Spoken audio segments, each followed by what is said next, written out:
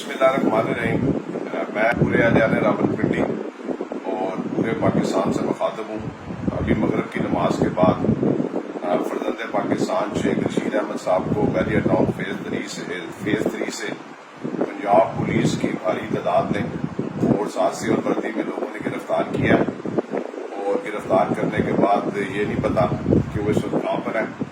और आज की डेट में शेख रशीद अहमद साहब, उनके साथ मेरे बड़े भाई शेख शाकिर साहब और साथ हमारा एक मुलाजम शेख इमरान, ये 3 लोग थे। इनको बैरियर टाउन फेज 3 से गिरफ्तार करके नामालूम मकाम पर ले गए। शेख रशीद अहमद साहब, पंजाब पुलिस ने हाई कोर्ट में लिख कर दिया हुआ है कि हमें किसी केस में मतलूब नहीं है।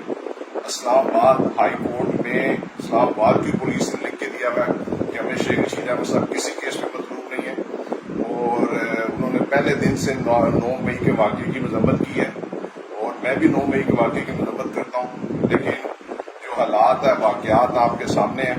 मैं आला अदालतों से कहना चाहता हूँ, हाई कोर्ट से, सुप्रीम कोर्ट से, कि हमें बताया जाए कि शेख रशीद अहमद साहब, मेरे बड़े भाई शेख शाकिर साहब, हमारा एक पर्सनल सेक्रेटरी शेख इमरान, जिसको पंजाब पुलिस ने बैरियर टाउन फेज 3 से गिरफ्तार किया है, वो इस वक्त कहाँ पर है, ताकि हम उनकी कानूनी, उनको जिस जगह पर भी है, उनको मुतलका थाने में जो किसी पर्चे में वो नामिनेट भी है, जो कि मुझे पता है पिंडी इस्लामाबाद में वो किसी पर्चे में नामिनेट नहीं है, तो उनको थाने में पेश किया जाए, सुबह अदालत में पेश किया जाए।